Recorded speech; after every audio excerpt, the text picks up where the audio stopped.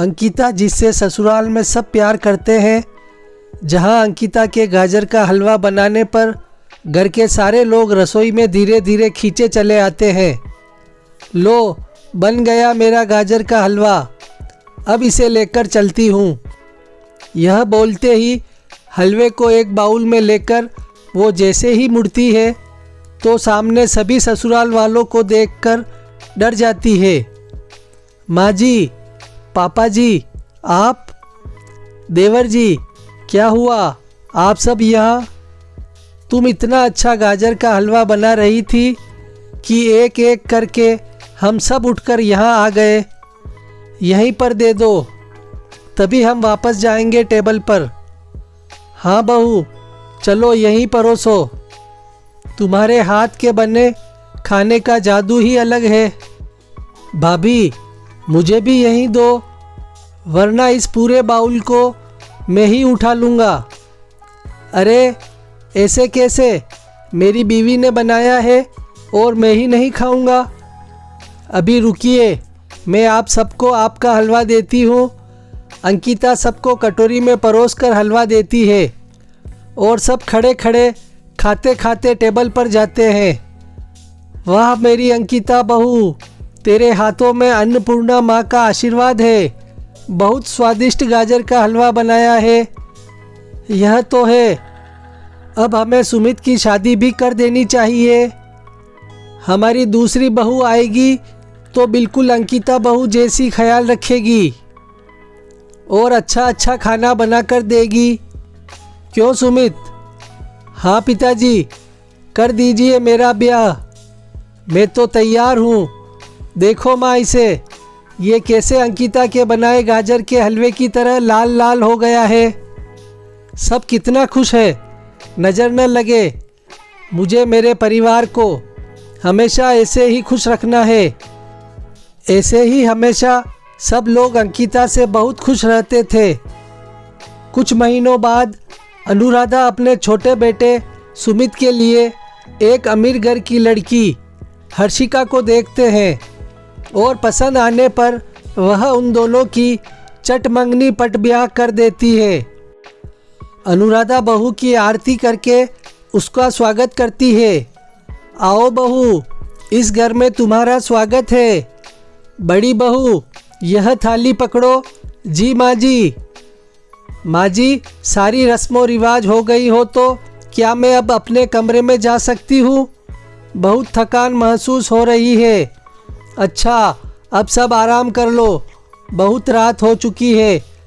कल से सबको अपने काम पर जाना है। हाँ पिताजी, और मुझे रिक्शा भी चलाना है। अपने कमरे में जाकर सो जाते हैं। अगले दिन हर्षिका पहली रसोई में जब अपना खाना बनाती है तो अंकिता टोकते हुए कहती है, अरे हर्षिका, खाने में जीरे की जगह अजवाइन क्यों डाल रही हो? देवर जी को यह पसंद नहीं, ऐसा मत करो। अच्छा, अब आप मुझे बताएंगी कि मुझे क्या करना चाहिए और क्या नहीं। अजवाइन तो फ़ायदेमंद होती है, मैं तो ज़रूर डालूँगी। हर्षिका, तुम अभी आई हो, लेकिन देवर जी को मैं बहुत समय से जानती हूँ। आगे तुम्हारी मर्जी। हर्षिका को अंकिता की यह बात अच्छी नहीं लगती और वह तब भी अजवाइन का खाना बनाकर अपने पति को खिला देती है तो उसे खांसी आने लगती है। माँ, अरे हर्षिका, तुमने मुझे क्या खिला दिया है? गले में इतनी खुजली हो रही है। ले बेटा, पानी पी। अनुराधा जल्दी से अपने बेटे को पानी पिलाती है। माँ, अब ठीक हूँ मैं। बहू, तूने खाने में अजवाइन डाल दी क्या? इससे सुमित को गले में खुजली होने लगती है। तुझे बताया नहीं बड़ी बहू ने? वो माँ जी, नहीं माँ जी, बड़ी दीदी ने मुझे कुछ नहीं बताया, जबकि वो वहीं खड़ी थी। यह चाहती तो बता सकती थी, लेकिन ससुराल में मेरा पहला दिन अच्छा कैसे जाने दे सकती थी ये? आपको चिढ़ है कोई? हाँ, मैं अमीर हूँ इसलिए, और मुझे अपनी जगह बनाने नहीं देंगी आप? हर्षिका, तुम गलत सोच रही हो। बड़ी बहू, मुझे तुझसे ऐसी उम्मीद नहीं थी। अंकिता की आंखों में पहली बार आंसू आ जाते हैं। तब उसकी बात पर कोई विश्वास नहीं करता है। वक्त गुजरता है और अब हर्षिका धीरे धीरे अपनी चाल खेलने लगती है। घर वालों को अंकिता के प्रति भड़का देती है। वहीं रिक्शा चलाकर मनीष घर का खर्चा चलाने की कोशिश करता है। ऐसे ही एक दिन घर का बिल 7,000 आता है। हर्षिका, इस बार बिल 7,000 का आया है। इस बार तुम्हारे जेठ जी के पास पैसे नहीं थे, बस यह 2,000 है। बाकी के पैसे तुम भर लो। क्या मतलब भर लो? मेरा पति अमीर है, इसका मतलब यह नहीं कि वह घर के राशन भी डलवाए और लाइट के बिल भी वही देंगे। जेठ जी का भी कुछ फर्ज होना चाहिए। उनकी कोई जिम्मेदारी नहीं है क्या? उस रिक्शा को चलाकर उन्होंने क्या पैसे जोड़े हैं? आज पढ़े लिखे होते तो यह काम नहीं करना पड़ता। हर्षिका, अब तुम हद पार कर रही हो। तुम्हें अपने जेठ जी के बारे में ऐसा नहीं बोलना चाहिए। मैंने क्या झूठ बोला? सब सच है। बस बहुत हो गया। अब मुझे घर का बंटवारा चाहिए। तब आपको पता चलेगा किसका पति इस घर में ज़्यादा पैसे देता है। माँ जी, ओ माँ जी, यहाँ आइए। क्या हुआ बहू? कुछ नहीं माँ जी, बस मैं इस घर में ऐसे नहीं रह सकती। मुझे घर का बंटवारा चाहिए। घर में मैं रहूँगी या जेठानी जी? आप जानती हैं, बीच में इन्होंने मेरा खाना खराब करने की कोशिश भी की थी। और पहले दिन क्या क्या किया था यह भी आप सब जानते हैं। ठीक है हर्षिका बहू, मैं इस घर का बंटवारा कर रही हूँ, इसलिए अब इस घर में अंकिता तू नहीं रहेगी। तू सामने वाली झोंपड़ी में रहेगी। माँ जी, आप मुझे पहले से जानती है, भला मैं ऐसा क्यों करूँगी देवरानी जी के साथ? और उनका काम कैसा चल रहा है यह भी समझना चाहिए। देवर जी को उन्होंने पढ़ाई में कितना सपोर्ट किया है, इसलिए आज वह इस मुकाम पर है। अंकिता बहू, तू मुझे मत बता कि क्या सही है क्या गलत। अब से तू सामने वाली झोंपड़ी में रहेगी। ठीक है माँ जी, आप ऐसा चाहती है तो यही होगा। अब आया न कहानी में मज़ा। अब इस घर पर मैं राज करूँगी। 2 महीने में ही हर्षिका ने फूट डालकर घर में बंटवारा करा दिया और अंकिता को झोंपड़ी में भेज दिया, जहां वो सारा सामान जमा कर अपने पति के साथ रहती है। यह सब क्या हो गया? अंकिता, मैं जानता हूँ तुम ऐसी नहीं हो। मैं माँ से बात करूँ? नहीं मनीष जी, रहने दीजिए। माँ जी सिर्फ हर्षिका की बातों पर विश्वास करती है और हर्षिका ऐसे खुश है तो वही ठीक है। हम ऐसे ही रह लेंगे। फिर दोनों ज़मीन पर बैठकर खाना खाते हैं। वहीं दूसरी ओर सुमित ऑफिस में रहता है और हर्षिका अपने साथ ससुर को ढंग से खाना नहीं देती और उन्हें परेशान करके रखती है। ऐसे ही उसने घर में बहुत तेज का गाना चला रखा था, जिससे सास ससुर के सर में दर्द हो जाता है। वह उसे बुलाते हैं तो वह सुनती भी नहीं है। उसे बंद करने के लिए कहती है तो भी नहीं सुनती है।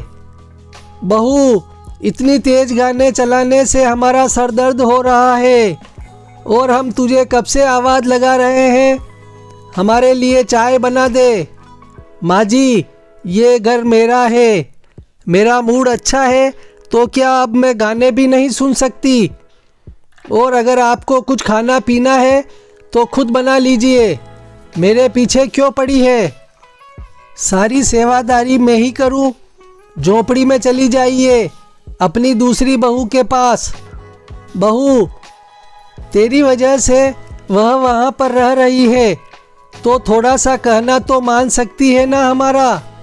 मुझे आपका कोई कहना नहीं मानना। और खबरदार, जो आपने अपने बेटे से यह बात की, वरना आप समझदार हैं। बहू, तू हमको परेशान कर रही है छोड़, मैं ही चाय बनाता हूँ अनुराधा। बाबा जी, आप चाय मत बनाइए, मैं लेकर आ गई हूँ, आप पी लीजिए। और देवरानी जी, तुम इतना शोर क्यों कर रही हो? माँ जी, पापा जी को प्रॉब्लम है और तुमने चाय बनाकर भी नहीं दी। जेठानी जी, इस घर में बंटवारा हो चुका है तो यह घर आपके हिस्से में नहीं है। इस घर में आने की आपको ज़रूरत कैसे हुई? और मैं कैसे भी रहूं, आपको क्या? जाइए यहाँ से, दोबारा मत आना।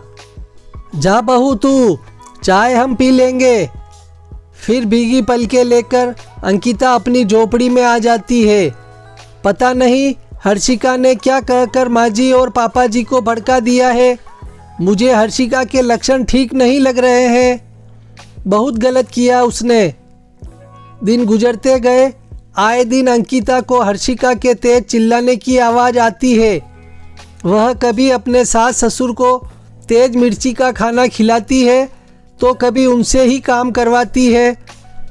एक दिन हर्षिका सास ससुर पर बहुत चिल्ला रही थी और वह झाड़ू पोछा लगा रहे थे। यह हाथ ऐसे मरे मरे क्यों चल रहे हैं? जल्दी कीजिए थोड़ा, घर पूरा चमकना चाहिए। मेरी सहेली आएगी। आज तो हद हो गई। मुझे हर्षिका की बहुत चिल्लाने की आवाज़ आ रही है। मुझे माँ जी पापा जी को देखना होगा, वह ठीक तो है। अंकिता जब देखने जाती है तो हैरान रह जाती है। माँ जी, पापा जी, आप यह झाड़ू पोछा क्यों कर रहे हैं? और आप दोनों की उंगलियां इतनी सूजी हुई क्यों है? देवरानी जी, आज तुमने हद कर दी।